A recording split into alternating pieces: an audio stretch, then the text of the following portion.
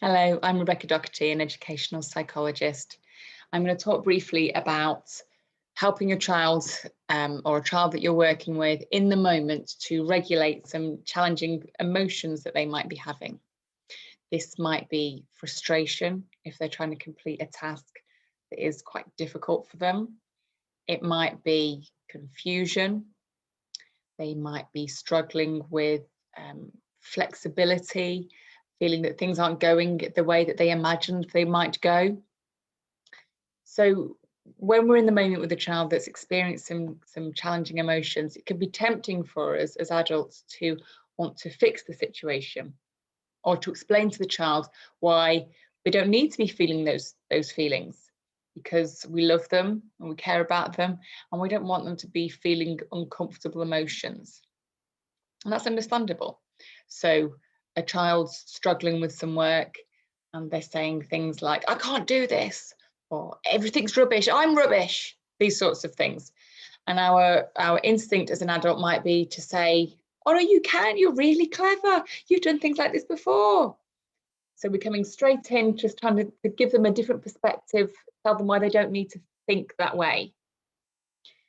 What I want to suggest is that an approach called emotion coaching can help us to feel more calm in ourselves in those situations and help the child learn to regulate those emotions themselves.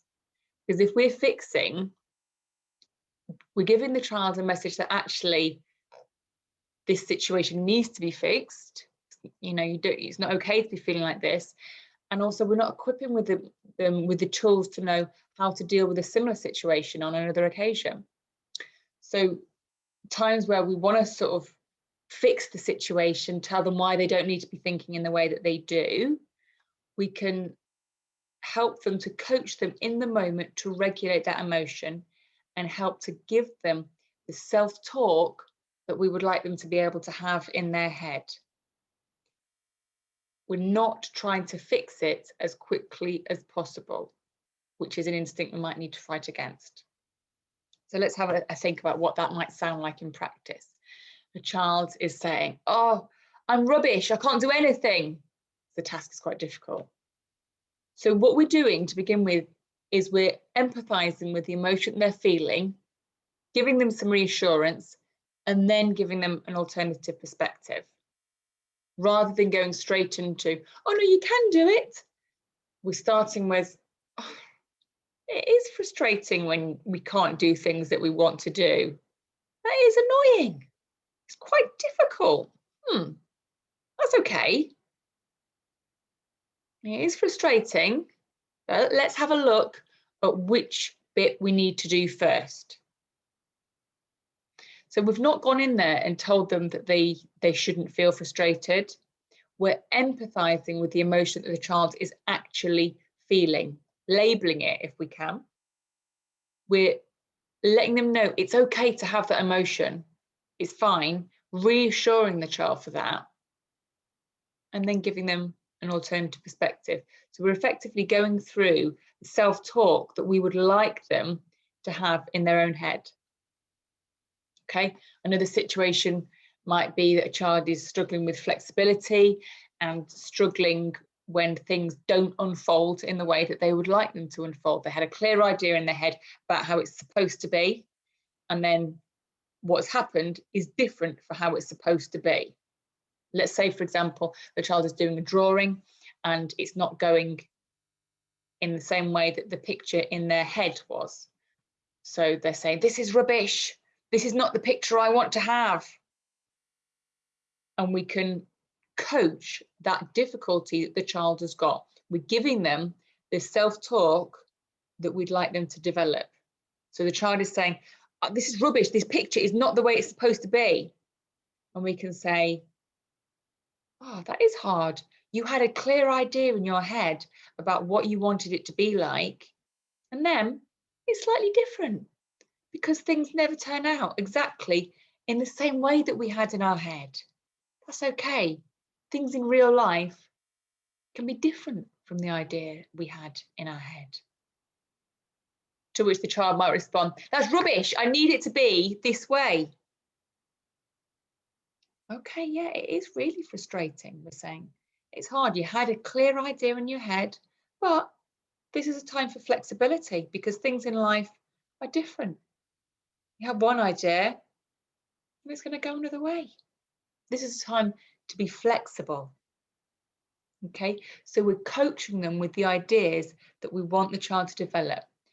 At that point, it's not going to necessarily solve everything.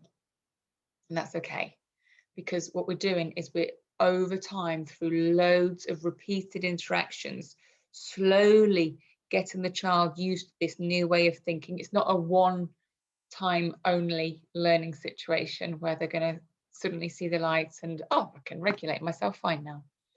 It's something that happens gradually over time. It's the formation of a new habit. So again, we're starting with empathizing with where the child's at, reassuring, and then giving them some new self-talk, new perspective that is slightly more helpful. We're linking together the emotional part of the brain and the thinking parts of the brain. Okay, so the child is feeling like the work they've done is not as good as somebody else sat at the table, perhaps, or one of their friends. They know that they're doing some tasks in a way that they wish that they were able to do. So that's disappointing. And we don't need to make those emotions go away, because if we do that, if we try to fix everything, it's not teaching the child, how am I going to regulate this emotion? It's normal to have emotions, and that's okay. We can give the child reassurance that their emotions are fine. Sometimes when children struggle, experience difficult emotions, they can then feel anxiety about that in itself. Oh, I've got these feelings, that's wrong, it needs to be fixed. Maybe we fuel that a little bit sometimes by trying to fix it all the time. So, the child is there, they can see somebody else doing something in a way that they think is better. We don't need to steam in telling them, no, yours is perfect the way it is. We can start with empathizing where they're at, and then help them develop some more effective self-talk that will aid them in future. So, oh, that's hard. I guess you feel disappointed. You had an idea in your head of how you wanted it to be, and it's not quite the same. And somebody else is doing something, and you think theirs looks quite good.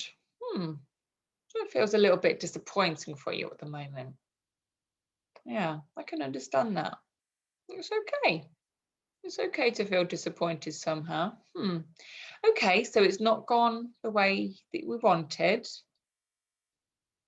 Right, well, things rarely do. That's okay. Let's see if we can adjust. Again, a time to be flexible. Let's see if we can be really flexible right now and think, what's another way that we could do this? Okay, so again, the child might continue to say, but I don't want to do it a different way. I want to do it this way. And maybe they've got into a habit of doing that and expecting that things should be fixed.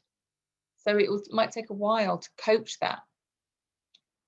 But over time, if we're modeling regulation, calmly regulating those difficult emotions, we're helping the child to form those connections in their brain that allows them to accept emotions, to regulate them, and to be flexible and think of something else that they might want to do, or another way that they might want to think about a situation. Okay, so that's an example of what emotion coaching is. There are some examples of videos on this channel of me interacting with a child, one of my own children, in the same, they're staged, but the same situation in which different approaches are taken. There's an approach in which I reinforce negative emotions. There's an approach in which I reprimand the child for having negative emotions. There's an approach in which I try to fix the situation, and there's an approach in which I use emotion coaching to help them regulate the situation. So you can have a look at those and see if you identify with them, and if there's things that feel relevant for your own situations. Thank you.